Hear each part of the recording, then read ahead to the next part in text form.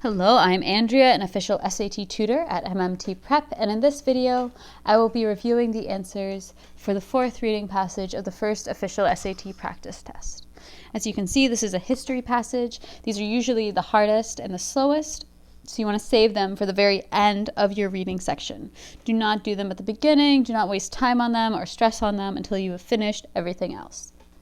But we are there now, so I'm going to go through reading the passage and a good approach to doing that, and then we're going to review the answers together.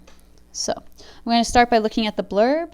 This passage is adapted from Virginia Woolf, Three Guineas, 1938 by Harcourt, Inc.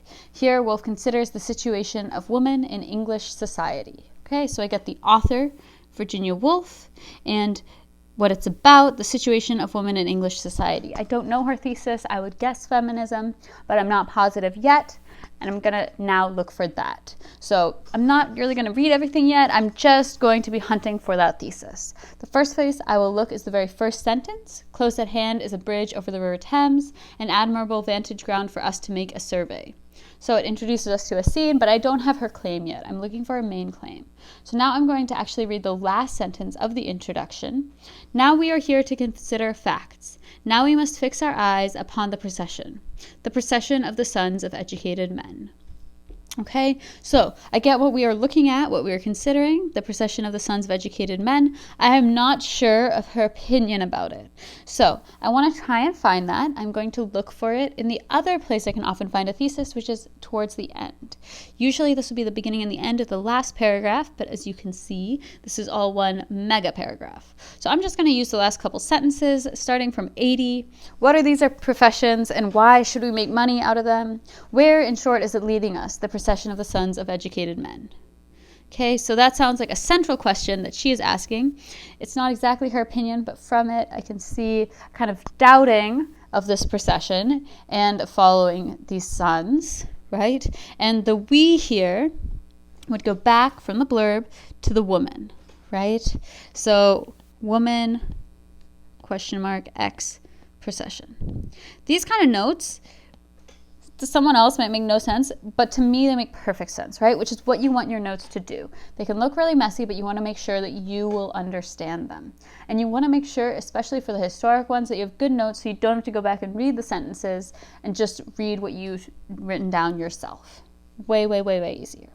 So now I'm going to go through paragraph by paragraph. Starting with the first paragraph, we get a bridge, right? We get the setting of what we're talking about. Now, the next paragraph is the rest of the whole passage. I can't just be like, hey, I read the topic sentence, I know what the paragraph is. That's clearly not going to work. So one approach is to read everything. Be careful if you do this not to get caught up if you don't understand something. Try and use what you see around it to understand it better. I'm actually just going to kind of check in every 10 lines or so and make sure I understand the arc of what she's saying. So I'm going to start at the beginning of this paragraph. There they go, our brothers who've been educated at public schools and universities, mounting those steps. Okay, so she started describing the brothers, but at the beginning she's talking about this procession from the first paragraph. Nothing new. I'm going to skip down a little bit, line 19, mostly because that just jumps out, especially with a but. A but often indicates a new thought, what would be a new paragraph, so I'm going to start there. But now, for the past 20 years or so, it is no longer a site merely a photograph or fresco scrawled upon the walls, a time at which we can look with merely an aesthetic appreciation. That's a difficult, awkward sentence. I can use my sentence rules to make it a lot easier for myself. So 2 commas I know means I can take something out. I have to decide if I want to do that though. So for the first one, for the past 20 years or so, that's fine for me. I do not need that. It is no longer a site merely. I'm like, oh, I need to keep that one. It has my subject, it, and my verb is. So I cannot take that one out. A photograph or a fresco, these ones are describing the site, so I can take them out. At which we can look with, okay, so she's describing how we look at the site. It's enough to just know that it's a site. So, reading the sentence again, but now it is no longer a site merely. I'm going to make a note for myself, not only site. Okay, I get how the argument's progressing still. I'm going to skip down a little bit to line 30. We too can leave the house, can mount those steps, pass in and out of those doors, make money, justice. Okay, so it's not only a site, we can do stuff, right? Again, the we is the woman. Make sure if you have a pronoun, you know who they're talking about. That is essential. So I'm going to skip down 40 or so. There's nothing at 40, so 42. You laugh. Indeed, the shadow of the private house will make those. This is like, doesn't feel super essential. I'm skipping down a little more. Oh, there's another but. I'm going to start from 45, tuned in all the way. But we have not come here to laugh or to talk of fashions, men's and women's. Okay, so the moment we have a not and then we are here, right, that kind of contrast puts extra emphasis on what comes next. So I want to pay extra attention. We are here on the bridge to ask ourselves certain questions. So this is why we're here. We have certain questions. The next sentence, and they're very important questions, okay, the questions, and I'm looking for what she's going to say about the questions. If I just glance through this sentence, I get, oh, they're so important. She's still saying the same thing. These are important questions. The fact that she has an essay about them, I'm like, I already know they're important. I don't really care. What I care about is I'm asking myself, what are these questions, right? She keeps building up to them. The more you build up to something, the more important it probably is in your essay or speech. So we finally get the questions at line 53, where we have to ask ourselves here and now, do we wish to join that procession or don't we? So big star, super important, not hard to understand. Do we wish to join that procession or don't we? Really, really clear. Often the most important points are that kind of really clear language.